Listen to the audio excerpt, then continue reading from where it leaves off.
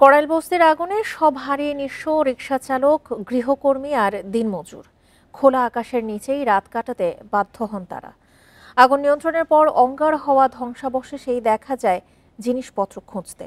সহায় সম্বল হারিয়ে নিঃস্ব বস্তিবাসী এখন সরকারি সহায়তার আশায়। তালিকা করে সহায়তার আশ্বাস ঢাকা উত্তরের প্রশাসকের। মঙ্গলবার বিকেলে যখন কড়াইল বস্তিতে আগুন লাগে তখন বেশিরভাগ বাসিন্দাই ছিলেন বাইরে। খবর পেয়ে ছুটে এসে দেখেন সবই শেষ হয়ে গেছে। কয়েকটা কাপড় চোপড়, আমার ছোট নাতি আছে, নাতিটার এই কোলে করে নিব না, নিজেই যাবো। এইখানে তো মানুষের মানুষ। রিক্সা চালায়, কেউ আপনার বাসা বাড়িতে কাজ করে, গার্মেন্টসে কাজ করে, ডে লেবার এরকম। জীবিকার তাগিদে বস্তির অধিকাংশ নারী ব্যস্ত ছিলেন গুলশান বা বনানী এলাকার বিভিন্ন বাড়িতে গৃহ পরিচারিকার কাজে। পুরুষরাও ছিলেন বাইরে। এ কারণে আগুন থেকে বাঁচানো যায়নি ঘরগুলোর জিনিসপত্র। জামা কাপড়, আসবাবপত্র যা থাকে সবই শেষ হয়ে গেছে, শুধু কাপড়ে শুধু এটাই আছে, এছাড়া সব শেষ হয়ে গেছে। বিভিন্ন কক্ষের ভিতরে পুড়ে ছাই হয়েছে খাট সহ অন্যান্য আসবাবপত্র।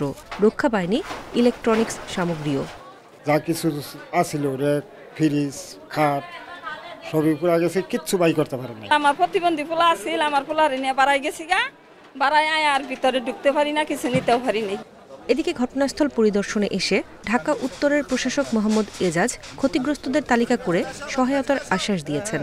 তাদেরকে রিসেটেলমেন্ট করার জন্য, রিহ্যাবিলিটেট করার জন্য আপনারা যারা ফান্ড রাইজ করছেন এবং যারা হচ্ছে এই ভলেন্টিয়ার অর্গানাইজেশনে এগিয়ে আসছেন, তাদেরকে আমরা আহ্বান জানাবো, আপনারা একটু এই খাবারের পাশাপাশি কাপড় চোপড় এই দিকে আপনারা নজর দিবেন। এর আগেও কয়েকবার আগুনের ঘটনার পরও বিকল্প আবাসনের ব্যবস্থা না থাকায় এই বস্তিতে থাকছে নিম্ন আয়ের অসংখ্য শ্রমজীবী মানুষ। নূরে জান্নাত, ইন্ডিপেন্ডেন্ট নিউজ, ঢাকা।